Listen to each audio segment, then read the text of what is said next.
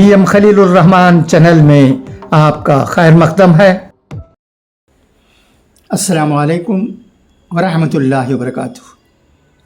ماہنامہ راہ اعتدال کا فروری 2026 کا شمارہ ملا ہے۔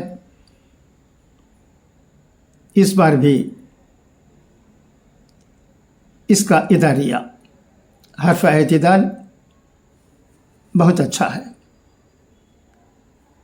اس میں کہی گئی چند باتیں پڑھتا ہوں، سنیے گا۔ فتنے انسانی تاریخ کے ہر دور میں رہے ہیں، کوئی عہد اور مقام ان سے خالی نہیں رہا۔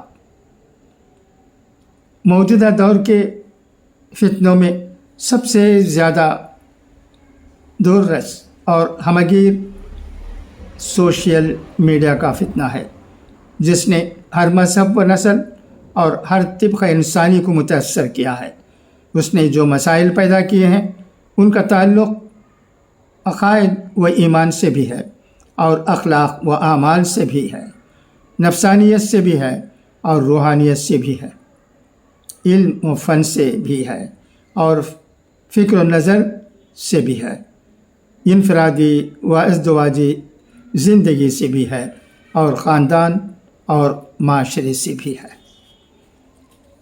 شہرت پسندی اور نامورے کی خواہش سوشل میڈیا کا سب سے بڑا فتنہ ہے، جس نے غیر محسوس طور پر دینی سرگرمیوں کو تشہیر کی راہ پر اس طرح ڈال دیا ہے کہ عمل کی روح اخلاص و اخفا نہیں، شہرت و ناموری ہو گئی ہے۔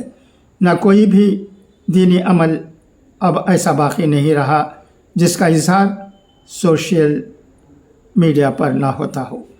زیادہ تشویش کی بات یہ ہے کہ یہ مرض عوام و خواص دونوں میں یکساں فروغ پا رہا ہے، اور یہ انفرادی زندگی تک بھی محدود نہیں ہے، بلکہ ان کاموں میں بھی دیکھا جا سکتا ہے جن کا تعلق ملت و اجتماعیت سے ہے۔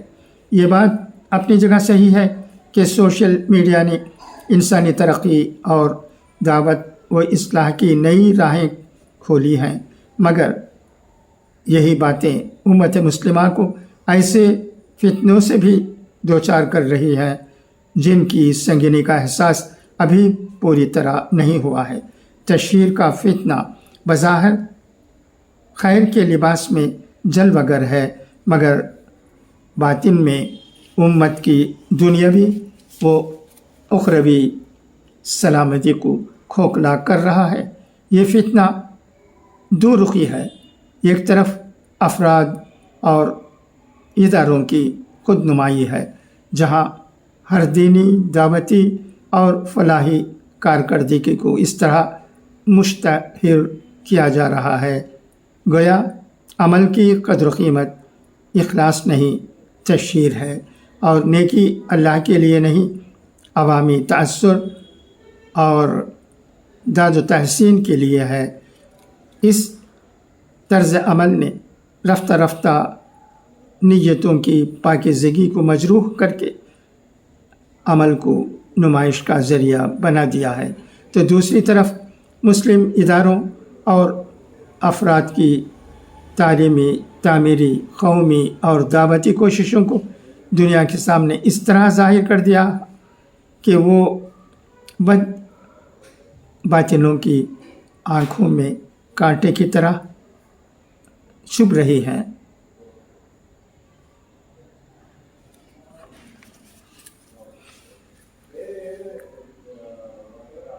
اچھا، تو اب اجازت، انشاءاللہ پھر ملاقات ہوگی۔ خدا حافظ، فی امان اللہ۔ Thanks for your watching.